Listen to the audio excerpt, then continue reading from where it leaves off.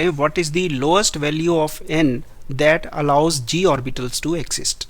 ये क्वेश्चन को हम सॉल्व करते हैं और इसको समझने की कोशिश करते हैं। इसमें वो g ऑर्बिटल्स बोल रहा है कि कौन सा n स्मॉलेस्ट है जिस पे g शुरू हो जाता है भरना। जैसे 1 पे s भरना शुरू हो जाता है, 2 पे p भरना शुरू हो जाता है, तो g कितने पे शुरू होता है ये हमें बताना है।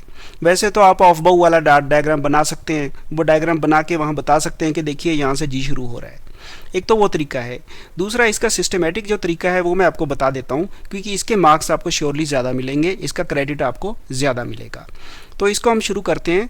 सबसे पहले जो सिस्टमेटिक सॉल्यूशन है उसमें हम ये करते हैं कि सबसे पहले लिखते हैं कि हमें दिया है कि g orbital has started existing, कि g आ चुका है।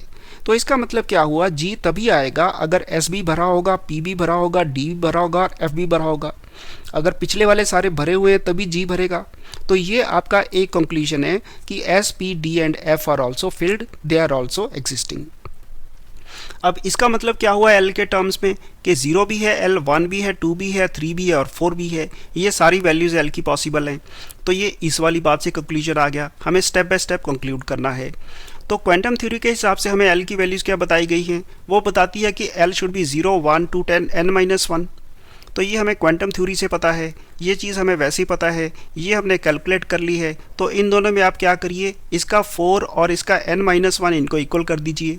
ये इक्वल होने भी हैं, कंपेयर करिए तो n-1 इज इक्वल टू 4।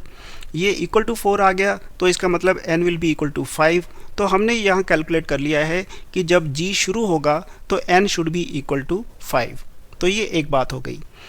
लेकिन इसको थोड़ा और बेटर लिख सकते हैं कि अगर n 5 है, इस पे g एग्जिस्ट करता है, तो अगली shell n is equal to 6 पे भी g एग्जिस्ट करेगा, फिर 7 पे भी एग्जिस्ट करेगा। जब एक बार शुरू हो जाता है भरना तो फिर आगे भी भरता रहता है।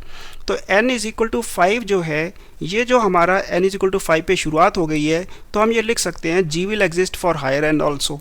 अगर वो हायर n पे एग्जिस्ट करता है तो हम उसको मैथमेटिकली लिख सकते हैं कि g exist if n is more than और इक्वल टू 5। ये आपका इसका करेक्ट आंसर होगा। लेकिन अगर ये लास्ट दो आपको बात समझ नहीं आई तो आपका इतने पे भी काम चल जाएगा। ये लिख लीजिए, इसको थोड़ा समझ लीजिए, थोड़ा बेटर रहेगा। तो ये इस तरह से आपको ये सॉल्व करना है। इसको मैं हटा देता हूँ, ये इसको आप ध्यान से एक बार सेल्फ स्टडी ज़रूर कर लीजिएगा। Thank you.